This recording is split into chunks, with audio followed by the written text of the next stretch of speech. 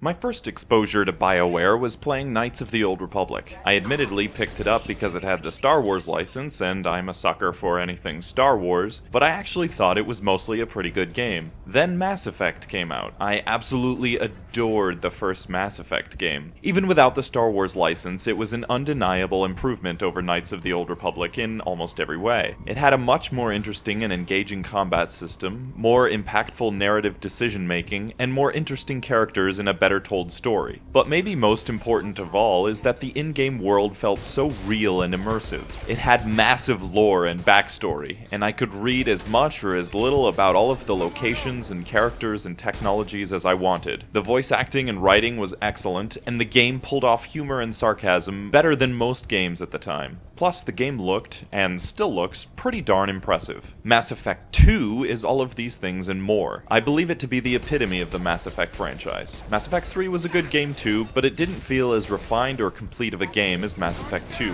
It seemed like one of the design goals of Mass Effect 2 was to trim a lot of the excess fat that was present in the first game. Gone are the clunky vehicle sections, gone are the annoying canisters of useless extra weapons and armor that you practically trip over every 5 steps, but returning is the excellent writing and character design. The crewmates on the ship were so varied and interesting, even more so than Mass Effect 1. In fact, arguably the least interesting characters were the ones that returned from the first game, which isn't so much a slight of the first game, as much as it is a compliment to the excellent character design of the second. I love that you also got to see some of the impact of the decisions that you made in the first game. It also serves as a nice reminder that the impact of a lot of the important decisions that you make in Mass Effect 2 will also be felt in the next game, or at the very least felt at the end of Mass Effect 2. Perhaps the most notable improvement in Mass Effect 2 is the combat system. Combat in the first game was somewhat clunky and awkward. It was sometimes hard to tell if you were actually hitting your target, and shots tended to clip into invisible barriers or sometimes seemed to miss for no reason at all. The combat in Mass Effect 2 is much more polished and visceral. You know when you get a kill and it feels satisfying. My favorite change in the combat system is with the different weapon types. It's much more rare when you acquire a new weapon, so it feels more exciting. And it's not simply a binary, is this gun better or worse, like in Mass Effect 1. The weapons are all different and have varied strengths and weaknesses. They all play and feel fundamentally differently, with different reload speeds, ammo clip sizes, range, and also varied damage and accuracy. You have to play around with the weapons a little to see which one best suits your playstyle, and I love that. Also, the excellent level design in Mass Effect 2 facilitates constant changing of weapons. Some levels are close quarters with lots of short hallways that are perfect for strong shotguns, while others can be long, open courtyards perfect for sniper rifles. And the refined abilities and powers are a nice added touch that separates Mass Effect from other action shooter games. While the refinements to the combat system are nice, the real reason I come to Mass Effect 2 is to get my story on. I loved the darker, or at least somewhat more mysterious themes of Mass Effect 2. I liked that Commander Shepard was no longer a part of the Alliance, but was a renegade in league with Cerberus, who were the villains in the previous game. Sure, Shepard sort of takes orders from the mysterious, elusive man throughout the game, but you're always free to pick your own destinations on the map and unfold the story at your own pace. It gives the game a more open-ended, explore the galaxy on your own terms kind of feel. The game seems thematically closer to Star Trek than Star Wars, which is ironic considering the development team's pedigree, but I loved exploring and discovering the game world in Mass Effect 2, and the set pieces are also well written and memorable, especially at the end of the game. I won't spoil what happens for those who still haven't played it, but Mass Effect 2 nicely and meaningfully wraps up all of the choices and decisions you've made in the game up to that point, and it does it in a way that is both exciting and memorable. Mass Effect 2 is a great example of a perfect marriage between excellent gameplay and storytelling. It's an excellent sequel that refines everything that was good about the first game in the series and trims out everything else that was not. It should be a must-play for fans of shooters and fans of great storytelling alike.